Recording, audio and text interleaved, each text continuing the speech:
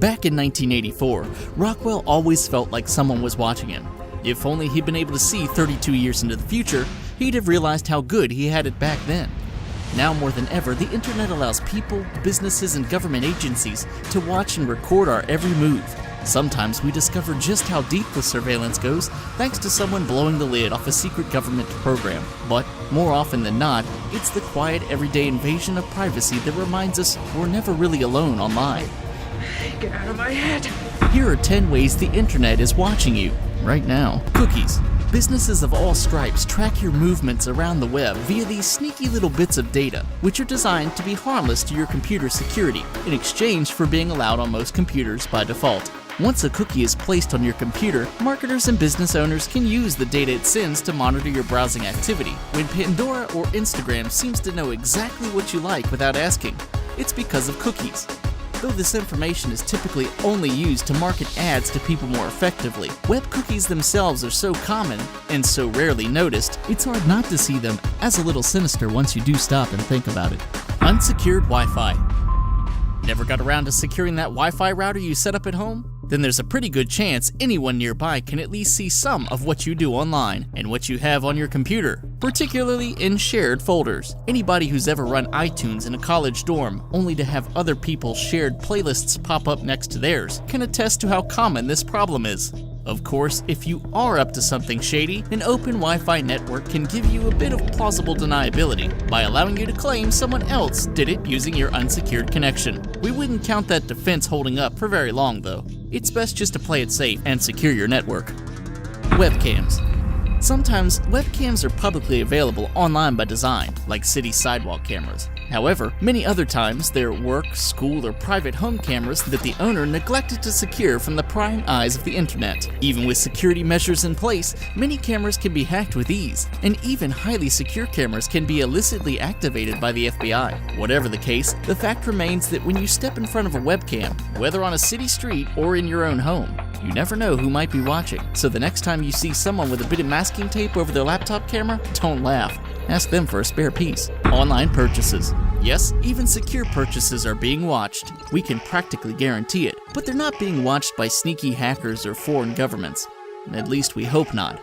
Instead, it's credit card companies who do the monitoring. This is perfectly legal under the terms of the impossibly dense cardholder agreement they made you sign when you got your card. Of course, card companies have a valid reason to require access to the details of your purchases. The iffy part is that this information can be bundled and sold as a marketing product to advertising companies. The practice isn't exclusive to the internet, but internet commerce has made it a whole lot easier. Combined with all the other data you're leaving behind as you browse the web, it's likely that there's an ad agency out there somewhere who knows more about you than your parents.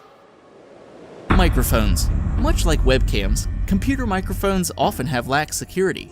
They're one of those bits of hardware that most people don't think about very much, making them a tempting target for spies. It doesn't take a lot of effort for a determined hacker to turn on your computer's microphone without your knowledge, and unlike cameras, a piece of adhesive tape won't do much to prevent a microphone from picking up sounds. In cell phones, where the microphone is still an important and vital piece of the device, security is somewhat better, but any web-connected phone is still vulnerable to serious hackers like the NSA. If you really want to ensure your privacy, it's best to leave the smartphones behind too. Location data. Speaking of mobile phones, if you've ever played Pokemon Go or used Google Maps, chances are you have your phone's location data turned on, and it's undeniably useful. Apps like Waze and Yelp use this highly specific information to provide you with all kinds of handy, localized services. However, there aren't many restrictions on what others can do with this data once you volunteer it. Government agencies, for example, can get your number from the phone company, and then track your cell phone wherever it goes. If you're logged into Google while using a Google app, the search giant doesn't even need to check outside records to know where you are and where you've been. And step into a local independent cafe and you might see a Starbucks ad pop up, a marketing tactic called geofencing that also relies on detailed location data. In short, as long as your location is turned on, you're being tracked. Email. Say you send an email to your sister asking what she wants for her birthday, and suddenly ads for birthday party supplies start popping up wherever you look, even before your sister writes back. Congratulations, your email has been automatically scanned for keywords. These keywords were then matched up with product categories, and advertisers who show ads based on those categories are now reaching you, whether you're interested or not. This tracking is something most people agree to without even noticing it when they sign up for webmail. The targeted ads can be turned off by request, though it's not always easy to figure out where to make the request. However, opting out of the ads doesn't actually opt your emails out of being scanned either way. And yes, once again, the FBI can intercept emails by accessing them at this stage, if they decide to take an interest. Internet service providers. If you've ever opened up a private browsing window, you've probably seen a little disclaimer somewhere informing you that private browsing won't prevent your internet service provider, or ISP, from tracking you. As a matter of fact, there's not much of anything that can prevent your ISP from recording everything you do online. They're the gatekeepers, after all. Users who engage in illicit activities online, like pirating software, may receive a warning from their ISP before they ever hear from the software company whose work they pirated. In short, without extensive setup and planning, your ISP will pretty much always know exactly what you've done online. And as with many of the other entries on this list, government agencies can request access to that information as needed, often without a user's knowledge. Search engines. Stop and think about the humble search engine. When we're looking for new information, most of us have no choice but to use search engines as our jumping off point. That makes them an extremely tempting place to gather user data. For example, Google will track your searches on its search engine, whether you're logged into a Google account or not. And Google's predictive search technology, which guesses what you're typing as you go, is actually watching every single letter you type in, even if you're only typing part of a word, and then change your mind. The Big G will take a guess at what you were planning to write, and then try to serve you ads based on that. Over time, this allows Google to build a fairly comprehensive picture of what you're interested in, which it can then sell to marketing agencies, all without you ever having logged into Google at all. Social media. Facebook, Twitter, Instagram, and more. Social networks are where most of us spend more of our leisure time online. Obviously, social media companies track and sell user information to advertisers, but the prying eyes we worry about the most might be even scarier. They're our own friends, families, and employers.